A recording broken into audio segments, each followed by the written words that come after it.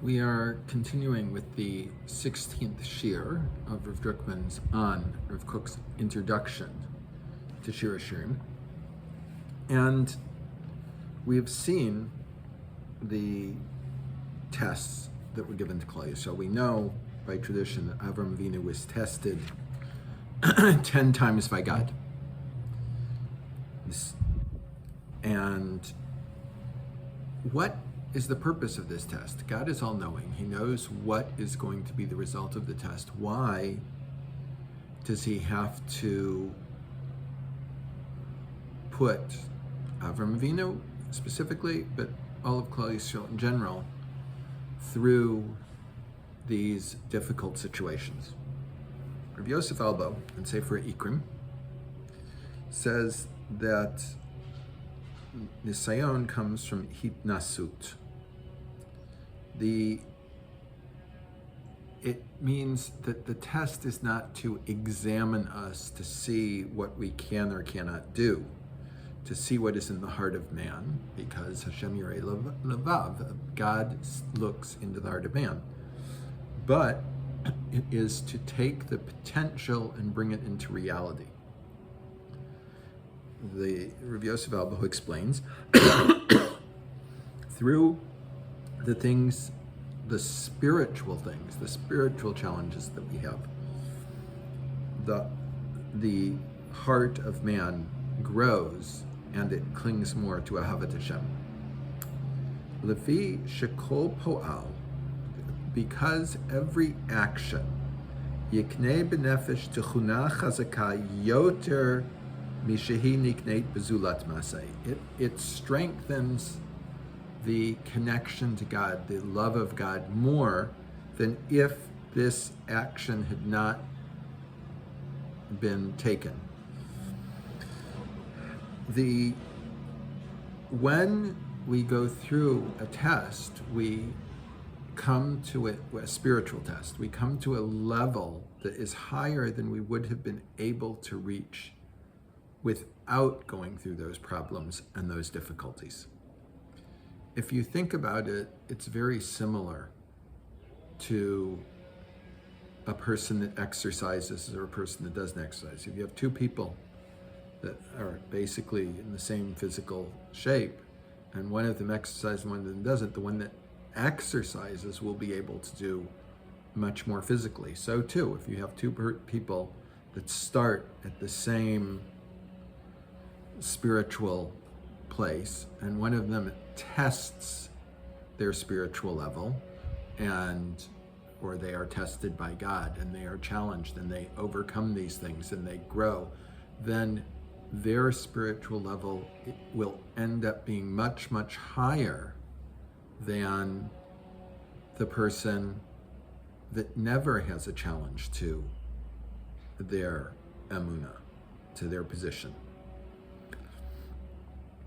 Therefore, the reason why Rabbi Yosef Elbou says that Avram Avinu is tested, that Klal Yisrael is tested in all the many ways that is to bring them to a much higher spiritual level than they could ever have been at if they were not tested in this way.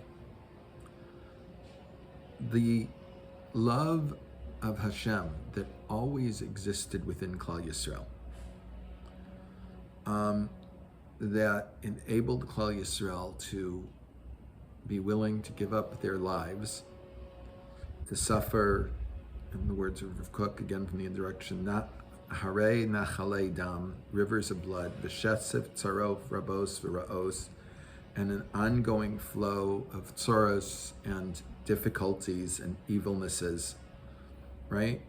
In fact, we see through the centuries how it has strengthened the connection and the love that Klal Yisrael chose for Hashem. Elapol hamurgash, and it is brought into the point where we can feel that love. It's not similar to a man that loves in his heart, a man that gives over his life for that love. There are two different levels, one much, much greater than the other.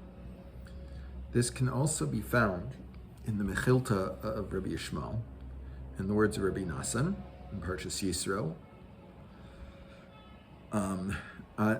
the words in Shema, laohvi, velishomry mitzvosai, to those that love me and that keep my mitzvos. So Rabbi Nassan says on this, Elu Yisrael, this is Israel. Shem yoshvim be'eretz Yisrael, they live in Eretz Yisrael. V'nostim nafsham ala mitzvos, and they give up their lives for the mitzvos. Malacha yotzei lehareg, why are you being taken out to be killed? Al shemalti esbani, because I circumcised my son. Malacha yotzei lisarev, why are you being taken out to be burnt? Al shekarati Torah, because I read in the Torah. Malacha yotzei litzalev, why are you being taken out to being crucified? Al sheachalti hamatzah, because I ate matzah.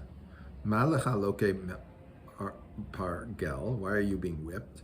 Al shnatalti asalula, because I took the lulav, אומר, and it says in Zechariah, Asher hukasi beis ma'ohavi, that I have been beaten in the house for my beloved. Makos elu garmuli lahov la'avi sheb'shamayim.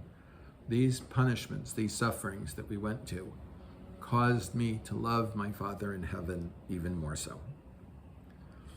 We can understand from the words of the Midrash that those people that were willing to give up their lives, right, it enriched, deepened, and greatened the level of mesiras nefesh, the love of God of Israel.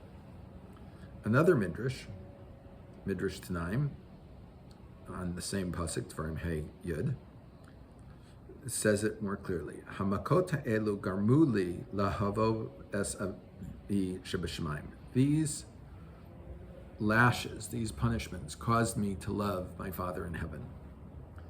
It is these punishments, these lashes that we received for keeping the mitzvos, that caused us to love Hashem in a much greater, more intense way. In light of this, when Rav Kook writes, "Iyavshar b'shum ofen," it is impossible in any way, she'elu hagaguim, that these desires, affections, feelings of connection to God, lo yirshamu b'sefer, should not be written into a book. But Otzer HaKlali, the general relationship of the Jewish people to God, meaning the Bible, Sham kol higyonei kodshenu nichitim, that there all of our holy meditations are resting. In the place where we gather all the holy meditations of the nation, the deepest love of God, the deepest affection for God, the deepest caring for God that is there, that runs through the entire history of the Jewish people, right? Whether it was at the time of Shlomo HaMelech, when we were a great and wealthy people, when we were independent, whether you're talking about the lowest points of exile, or even the low points of difficulty in Eretz Israel, when that was never as bad as it was necessarily in exile or over long-going time. This basic, affectionate relationship between Israel and God and Israel must be expressed in the Bible, and where we find it expressed very clearly is in Shir HaShirim, is in the Song of Songs. The next section is long, so we are going to stop here and do the next section next week. And everyone should have a wonderful day.